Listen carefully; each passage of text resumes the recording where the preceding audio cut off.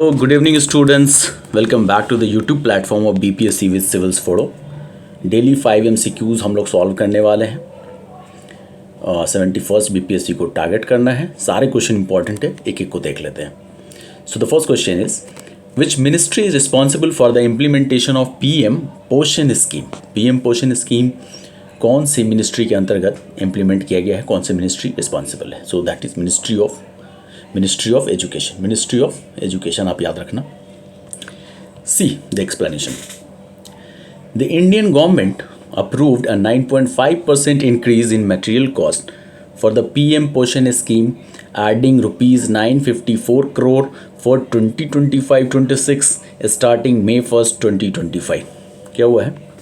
PM पोषण scheme के अंदर 9.5% का इंक्रीमेंट अप्रूव कर दिया गया है मेटल कॉस्ट के लिए, जो कि अब कितना हो जाएगा? 954 करोड़।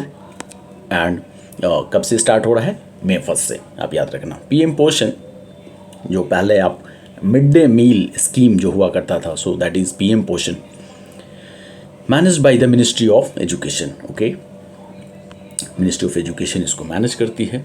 आगे देखते हैं। It provides hot meals to 11.20 crore children in Balvatikas and classes 1st to 8 across 10.36 lakhs school। Okay, क्या है? 11.20 करोड़ लोगों, मतलब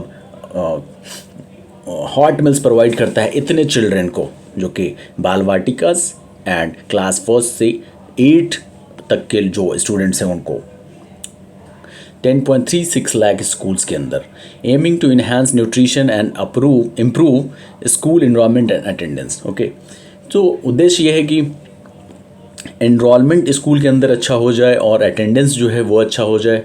ओके, इसके लिए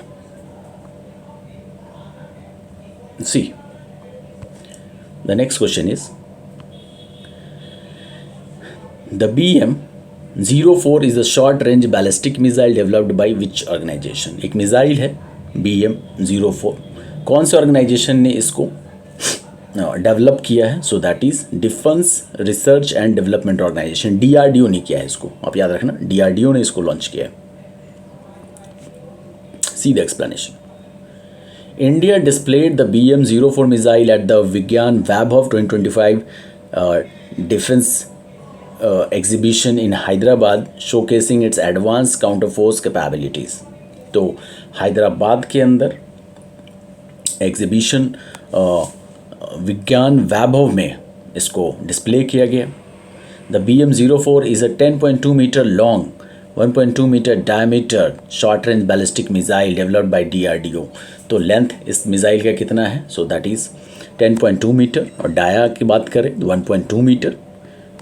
wait, its weight is like 11,500 kg। Warhead जो आगे का वो जिसके अंदर वो कैरी करता है, so that is 500 kg। It has a range of 1500 kilometre, range इसका 1500 किलोमीटर है। The 30 metre circular error probability. Okay,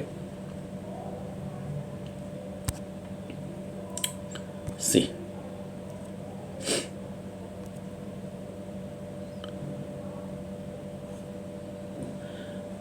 next question is which two health schemes were merged in Odisha to create unified health coverage scheme। कौन से दो health schemes को मर्ज करके unified health coverage scheme बना दिया गया? सो दैट इज ओडिशा के अंदर। So that is Ayushman Bharat and Gopabandhu Jan Arogya Yojana. Okay, so the scheme is this Ayushman Bharat and Gopabandhu Jan Arogya योजना। इन दोनों स्कीम्स को मिला करके यूनिफाइड हेल्थ कवरेज स्कीम बना दिया गया है। See the explanation. Odisha launched a unified health scheme combining Ayushman Bharat PMJ and Gopabandhu Jan Arogya Yojana GJAY, covering 1.03 crore families. Okay, in terms of people बात करें, so that is 3.49 crore. Okay, इतने सारे family को cover करेगा ये health scheme, 1.03 crore families और इतने people को approximately 3.49।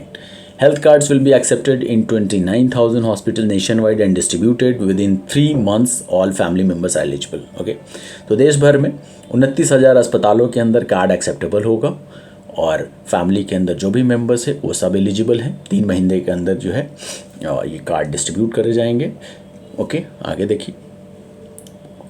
So 23 lakh senior citizen will receive free medical care with 4,000 doctors appointed and इतना 5,374 मोर टू कम। ओके, तो 23 लाख जो वरिष्ठ नागरिक हैं उनको फ्री जो है मेडिकल केयर की सर्विसेज मिलेगी एंड विथ 4,000 डॉक्टर्स अपॉइंटेड 4,000 डॉक्टरों की नियुक्ति होगी, फिर और भी होंगे आगे 5,374 की। ओके, नेक्स्ट क्वेश्चन इज कि what is the purpose of the new blue category introduced by the central pollution control board. CPCB द्वारा एक नई ब्लू कैटेगरी को इंट्रोड्यूस करा गया है, तो उसका उद्देश्य क्या है? So it's like purpose is to classify activities under essential environmental services.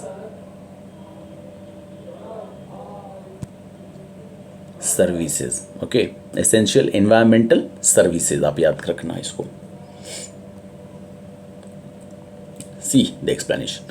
The Central Pollution Control Board (CPCB) has introduced a new blue category for industries like sewage and composting. जो sewage और composting industries हैं उनके लिए CPCB ने blue category introduce करा है। Waste to energy incineration previously in the highly polluting red category has been declassified into this blue category. तो पहले रेड कैटेगरी हुआ करती थी, उसको इसी के अंदर ब्लू कैटेगरी के रूप में लाया गया है।